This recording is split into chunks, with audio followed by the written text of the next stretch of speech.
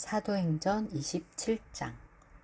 드디어 우리를 배에 태워 이달리아로 출발할 준비가 다 되자 바울과 다른 제수 몇 사람은 아구사도 부대에 소속되어 있는 율리오라는 친위대의 장교에게 인계되었다. 우리는 아시아 연안으로 항해하려 하는 아드라뉴테노에서 온 배에 올랐다. 우리 일행 중에는 데살로니아에서 온 헬라 사람 아리스다고도 같이 있었다. 다음날 우리가 시돈에 닿았을 때 율리오는 바울에게 매우 친절을 베풀며 배에서 내려 친구를 방문해도 좋다고 허락해 주었다. 그러나 시돈을 출항한 우리는 역풍을 만났다. 그래서 항로를 벗어나 구브로 북쪽 연안을 따라 섬을 빠져나가야 하였다. 그리고 나서 길리기아와 밤빌리아 연안을 항해하여 루기아 지방의 무라에 들어섰다. 거기서 알렉산드라를 떠나 이달리아로 가는 애굽배를 발견한 친위대 장교는 우리를 그 배에 태웠다. 며칠 동안 고된 항해를 계속하던 우리는 니도 앞바다에 이르렀다. 그러나 심한 바람 때문에 더 나아가지 못하고 살몬의 항구 쪽으로 돌아 그 앞바다를 지나 그레데 섬을 따라서 항해하였다. 휘몰아치는 바람과 싸우며 섬의 남쪽 해안을 천천히 통과하여 라세아시에서 멀지 않은 아름다운 항구라는 곳으로 간신히 들어갔다.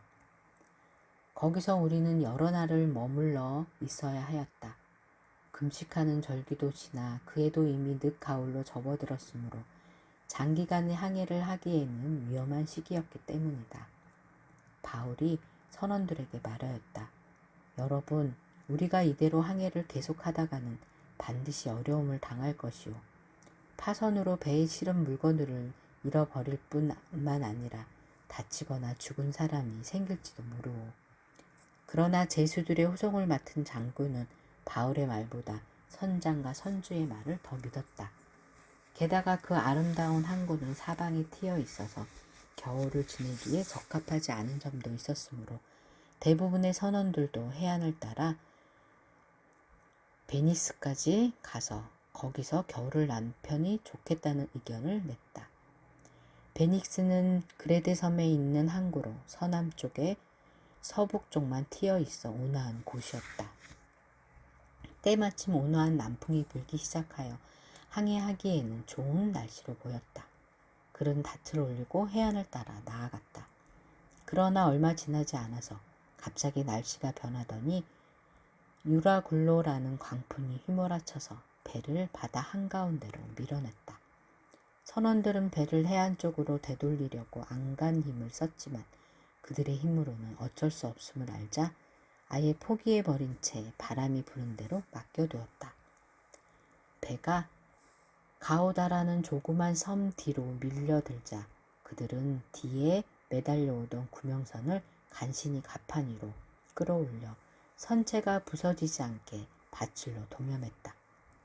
그리고 그대로 가다가는 아프리카의 모래톱에 처박힐까 두려워서 돛을 내리고 바람이 부는 대로 떠내려갔다. 이튿날 파도가 너무 높아지자 선원들은 배에 실은 짐을 바다에 내던졌다. 그 다음 날에는 배의 장비마저도 내던질 만한 것은 다 내던졌다. 다음 날도 또 그 다음 날도 며칠이나 계속하여 해도 별도 보이지 않고 사나운 폭풍만 휘몰아쳐서 우리는 마지막 희망까지 잃어버린 상태였다. 여러 날 동안 아무것도 먹지 못하여 기진맥진해 있을 때 바울이 선원들에게 말하였다. 여러분, 처음부터 내 말을 듣고 그 아름다운 항구에서 떠나지 않았어야 하였소. 그랬더라면 여러분이 이렇게 상처 입고 고통 겪는 일은 없었을 것입니다. 그러나 이제라도 기운을 내십시오. 배는 가라앉더라도 아무도 목숨을 잃는 사람은 없을 것이요. 어젯밤에 나를 이끄시며 또 내가 섬기는 하나님의 천사가 나타나 내게 이렇게 말해 주었소. 무서워하지 말라 바울아. 너는 틀림없이 가이사 앞에서 재판받게 될 것이다.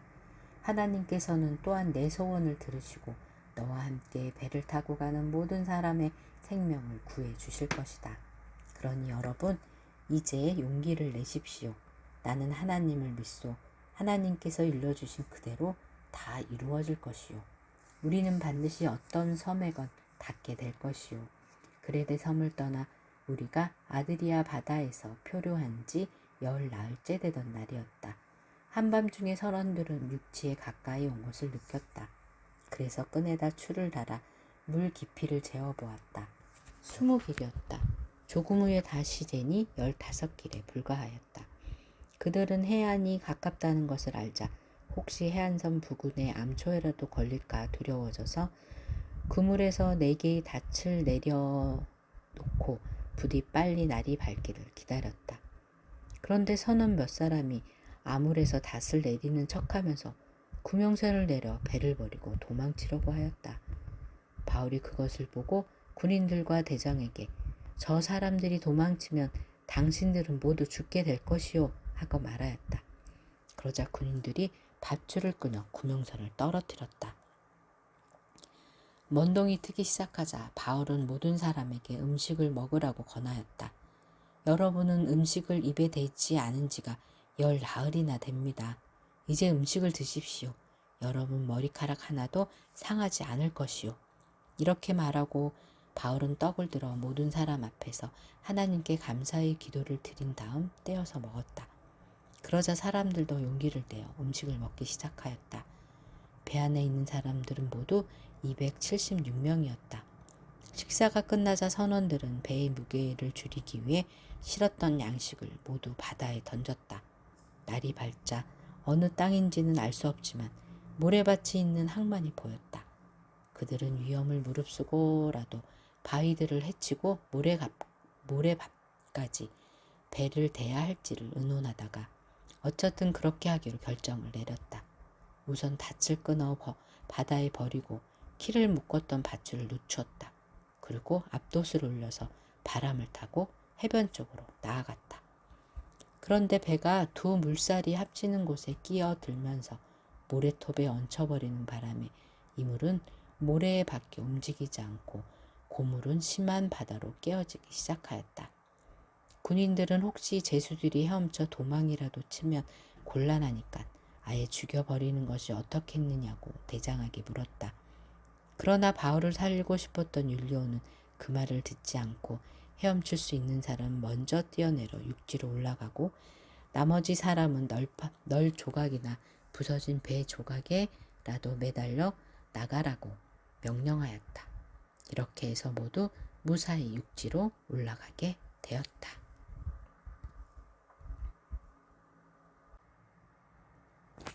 사도행전 28장. 우리는 상륙한 곳이 멜리데 섬이라는 것을 곧 알게 되었다. 섬 사람들은 우리에게 매우 친절하게 대해주었다.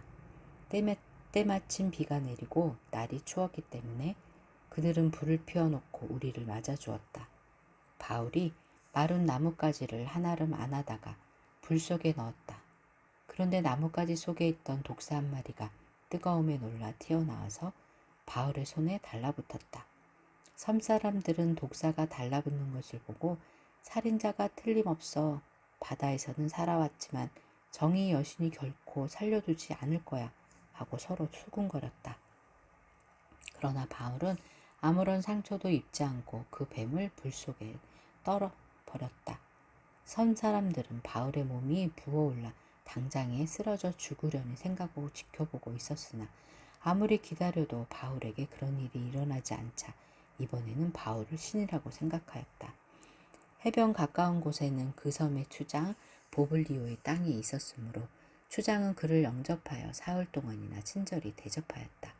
그때 마침 보블리오의 부친이 고열과 이질에 걸려 앓고 있었다. 그래서 바울이 가서 그를 위해 기도하고 손을 얹혀 낫게 하자 그 섬 안에 있는 병자들이 다투어 찾아왔다. 바울은 그들의 병도 모두 고쳐주었다. 그러자 그들은 우리를 극진히 대접해 주었을 뿐 아니라 우리가 떠날 때에는 여행하는 데 필요한 온갖 물건을 배에 실어주었다. 파선을 당한 지 3달 후에 우리는 그 섬에서 겨울을 난 쌍둥이 현재호라는 뜻의 디오스구로라는 알렉산드리아 배를 타고 떠나게 되었다. 우리는 첫 번째로 수라구사에 들러 사흘을 지낸 후 그곳을 빙 둘러서 레기온으로 갔다. 하루를 거기서 묵고 남풍에 실려 그 다음날 보디올에 도착하였다. 그곳에서는 신도들의 간청에 못 이겨 이래를 함께 머물면서 대접을 받은 후에 로마를 향해 떠났다. 로마에 있는 신도들은 우리가 온다는 말을 듣고 아피오 광장까지 마중을 나왔는가 하면 새 여인숙이라는 뜻의 트레스타 베르네라는 곳에서 기다리고 있는 사람들도 있었다. 바울은 그들을 보자 하나님께 감사를 드리고 더 큰 용기를 갖게 되었다. 우리가 로마에 도착하자 바울을 경비병 한 사람의 감시를 받으면서 따로 지내도 좋다는 허락을 받았다. 바울은 도착한 지 사흘이 지났을 때 그곳 유대 지도자들을 모으고 말하였다. 형제 여러분, 나는 예루살렘의 유대인들을 손에 잡혀서 고소를 당하여 로마 정부에 넘겨졌습니다. 우리 조상들이 전해준 관습을 한 번도 어긴 적이 없는데도 말입니다. 로마 정부는 나를 재판하였지만 유대의 지도자들이 주장하는 것 같은 사형에 해당하는 제목을 찾지 못하자 나를 석방하기로 결정하였습니다. 그런데도 유대 지도자들은 이 결정에 반대하고 나섰습니다. 그래서 나는 내 동족을 고발할 생각은 추호도 없었지만 하는 수 없이 가이사에게 상소를 냈습니다. 오늘 내가 여러분을 여기 오시라고 한 것은 이런 사정을 피차에 알고 지내기를 바라며 또 내가 이 쇠사슬에 묶인 것은 우리 이스라엘 사람들이 그렇게도 바라던 메시아가 오신 것을 믿는 때문이라는 것도 아울러 말씀드리고 싶었기 때문입니다. 그들이 대답하였다. 우리는 당신을 고소한 일에 대하여 아직 아무것도 들은 바가 없습니다. 유대에서 편지를 받은 일도 없고 또 예루살렘에서 온 사람들에게서도 아무 보고를 받지 못하였습니다. 우리가 알고 있는 것은 당신네 그리스도인들이 여러 곳에서 고발당하고 있다는 정도입니다. 그러니 당신의 믿음에 대해 직접 말씀해 주십시오. 이렇게 해서 그들은 날짜를 정해 두었다가 그날이 되자 많은 사람이 바울의 집에 모였다. 바울은 그들에게 하나님 나라를 설명하고 모세의 5책과 예언서를 통해 예시된 예수에 대하여 가르쳤다. 그의 설교는 아침에 시작하여 저녁까지 계속되었다. 믿는 사람도 많았지만 믿지 않은 사람도 있었다. 그러나 여러 가지 의견으로 토론을 벌이며 돌아간 그들의 귀에는 바울이 한 마지막 말이 올려왔다. 성령께서 예언자 이사야를 통해 하신 말씀이 지당합니다.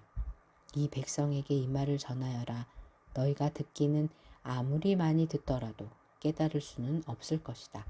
너희가 끊임없이 보더라도 그 의미는 알 수가 없을 것이다. 이 백성을 마음을 둔하게 하여라. 길을 막아버려라. 눈을 아예 감겨버려라. 그들이 눈으로 보거나 귀로 듣거나 마음을 깨달아 내게로 돌아오지 못하게 하여라. 그들이 고침받은 일이 없게 하여라. 이러한 까닭에 하나님의 구원이 이방인들에게도 주어졌으며 그들이 이 구원을 받아들이게 될 것이라는 사실을 여러분은 알아야 합니다. 바울은 셋집에서 만 2년을 지내며 찾아오는 사람을 친절히 맞아 하나님 나라와 주 예수 그리스도를 담대히 전하였다. 그것을 방해하는 사람은 아무도 없었다.